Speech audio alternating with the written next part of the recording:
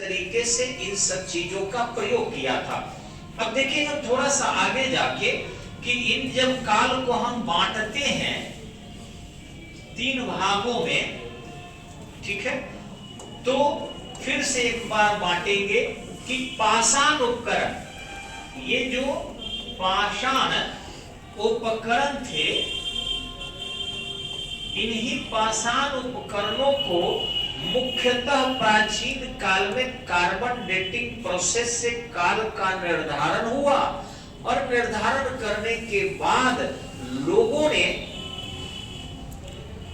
इतिहासकारों की एक बैठक बुलाई और उन बैठक के माध्यम से ये तय हुआ कि कब तक के काल को कब तक माना जाए। ध्यान रखेंगे कि ये जो हम लोग देख रहे हैं प्री हिस्टोरिक, तो इतिहास को मेन अगर हम लेकर चले, इन पाषाण को थोड़े देर के लिए विलंब कर दे, रोक दे, तो तीन भागों में बांटते हैं हम, ठीक है। एक होता है आपका pre historic age, pre historic age.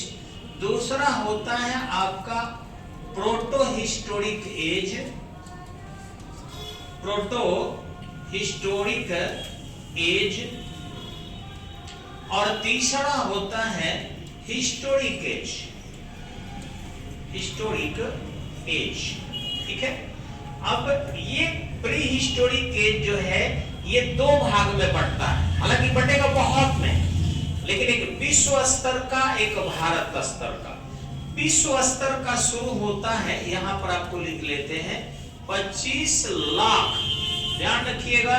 और मैं दावे करता हूं कि सभी आंकड़े सही है, कोई भी विशेषज्ञ नहीं काट सकता है इसको, आंकड़े को, क्योंकि जितने भी आंकड़े हम लोग पढ़े हाल ही में लंबे समय तक अध्ययन किए, वो बेहतरीन बड़े बड़े विशेषज्ञों से अध्ययन किए हैं और कहीं गलत नहीं हो सकता। मतलब इतनी दावा है मेरी कि किताब गलत हो सकता है लेकिन यहाँ की अप्रोच गलत नहीं होगी किसी भी, क्योंकि बहुत किताब पढ़कर आदमी तब आपके सामने उतरना शुरू किया है। तो 25 लाख ये बीसी से स्टार्ट होता है वर्ल्ड लेवल पर, ये विश्व स्तर पर, आपका विश्व स्तर पर 25 लाख बीसी से शुरू होता है मानव का इतिहास, और इंडिया का इतिहास शुरू होता है 5 लाख बीसी से, ये इंडिया में शुरू होता है, ध्यान रखेंगे। लेकिन इसका भी खंडन की है एक जर्मनी की बहुत बड़ी विशेषज्ञ है, उनका नाम है गडरून कॉर्विक्स। जर्मन की एक महिला है, उन्होंने महाराष्ट्र के बोरी नामक स्थान से मानव के 14 लाख वर्ष पुराना खोपड़ी को खोज निकाला है। उन्होंने महाराष्ट्र के, ये गडरून कॉर्विक्स नाम की महिला है, गडरून कॉर्विक्स,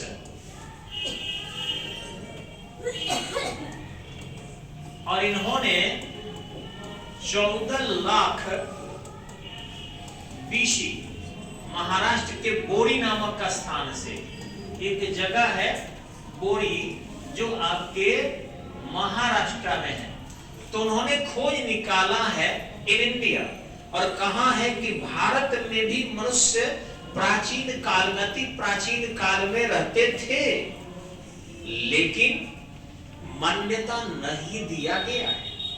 अब मान्यता नहीं दिए जाने के कारण इसको एक अपवादित के रूप में मान लिया जाता है कि भाई भारत में भी 14 लाख वर्ष पुराने मनुष्य रहा करता था, लेकिन ज्यादातर मान्यता आपका क्या है, यही है कि 5 लाख बीसी से ही भारत में एक सिस्टमेटिक एंशिएंट हिस्ट्री का शुरुआत हुआ और मानव बस्तियां बसने लगी थी और उनके कुछ अवशिष्ट मिले, जो भी है। अब हम थोड़ा सा यहां से आगे निकलेंगे, ये 2-3 आप जान गए होंगे, कई बार इसको आपको बताया जाएगा ताकि आप इसको बढ़िया से जान सके।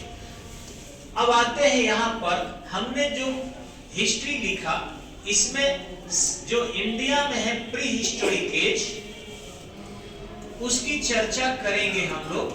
Pre historic as.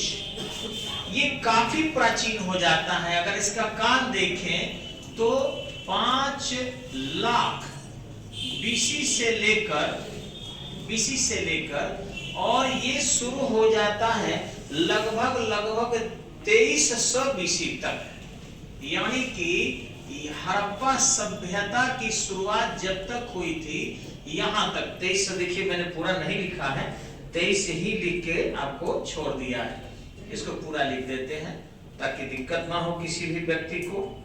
हाँ जी, तो ये आपका 2300 बिफोर क्राइस्ट तक इसका इतिहास माना गया है। ठीक है, उसके बाद जो प्रोटो हिस्टोरिक है 2300 से 1750 तक, और हिस्टोरिक एज उसके बाद वाला। अब इनको भी तोड़ेंगे हम 3 पार्ट में, तब थोड़ा सा आसानी से आप समझिएगा। पहले इनको हम थोड़ा सा हटा देते हैं। ठीक है, यहां देखेंगे इंडिया के कंटेस्ट में इंडियन एंशिएंट हिस्ट्री।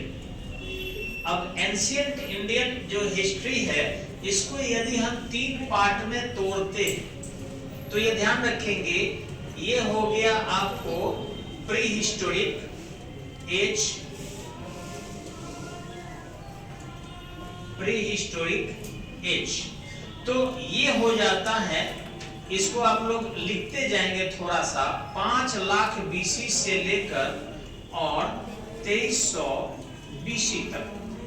ये जो इतिहास है आपका, ये 2300 बीसी से लेकर और 1750 बीसी तक हो जाता है, जिसको हम लोग लिखते हैं प्रोटो हिस्टोरिक, आद्य ऐतिहासिक काल, proto historic age, proto historic age. और ये तीसरा होता है आपका, इसको बोलते हैं हम लोग हिस्टोरिक एज, हिस्टोरिक एज। ये शुरू होता है आपका, बीच का एक काल थोड़ा सा कंफ्यूज किया है, जिसको हम कैल्कोलिथिक भी बोलते हैं, मेगालिथिक भी बोलते हैं, लेकिन ये ऋग्वेद से लेकर शुरू होता है 1500 बीसी से लेकर और 1964 एडी तक, यानी जवाहरलाल नेहरू के मृत्यु तक जाता है। 1500 बीसी यानी ऋग्वेद जो लिखा गया था से लेकर और आपके 1964 तक अभी तक हम लोगों को पढ़ना है।